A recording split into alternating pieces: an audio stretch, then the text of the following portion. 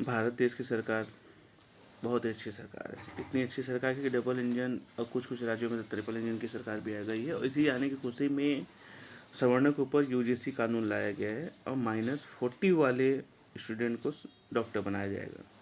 चलिए, शिक्षा में भी 2 का पढ़ा पढ़ने वाले कुछ मास्टर मिले ही थे कि अब -40 वाले डॉक्टर भी मिल जाएंगे, जो लगभग इंसानों के हाथ में कहाँ से कौन सा जानवर वाला सुई घुपेंगे, बात ही अलग है।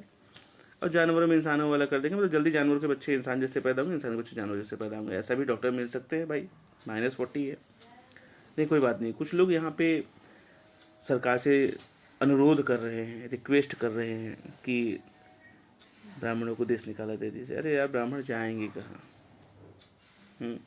जो खुद ही सबसे विशेष होकर निकले हैं, उनको ज़रूरत है अपने ब्राह्मणत्व को पहचानने की, अपने आप को जागृत करने की। ध्यान रखिएगा, जिस दिन ब्राह्मणों के हाथ में जल भर के आशीर्वाद देने की क्षमता वापस आ जाए और मन से श्राप देने की क्षमता वापस आ जाए, उस दिन ब्राह्मण को देश निकाला नहीं देना पड़ेगा। उस दिन खुद के अंदर बैठे हुए क्षत्रिय, शूद्र, वैश्य या अदर जो जातियां हैं या अदर जो हीन भावनाएं हैं, उनको निकालने की ज़रूरत है। कहीं ना कहीं होता है ना, जो चीज़ होने वाला है उसके लिए स्थिति परिस्थिति वैसे ही बनती है। ये ध्यान रखिए। हो सकता है कुछ लोगों को मेरी बात बुरा लगे, लेकिन ये बात बुरी नहीं, ये कटु सत्य कुछ वर्ष बाद, कुछ 10, 20, 50 वर्षों बाद हो सकता है साबित हो।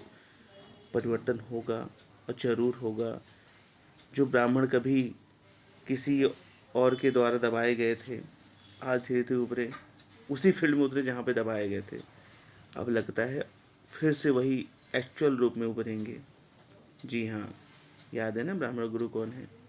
और मैं तो ब्राह्मण ही क्यों, मैं सभी हिंदुओं की बात करना चाहता हूँ कि अल्टीमेटली ये सिर काट दिया जाए ना, तो बाद बाकी शरीर किसी काम का नहीं है। और ब्राह्मण सिर्फ इस सिर जैसे ही है।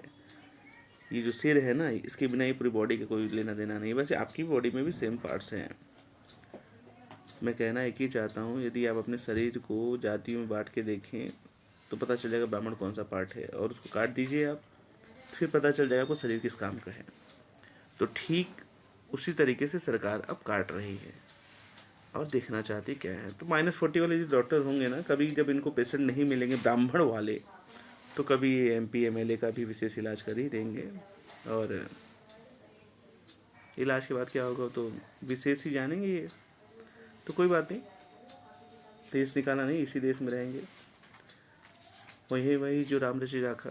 तो प्रभु श्री राम को जब टेंट से मंदिर मिला है, तो जाहिर सा बात है हम ब्राह्मणों को भी बेइज्जती से सम्मान जरूर मिलेगा।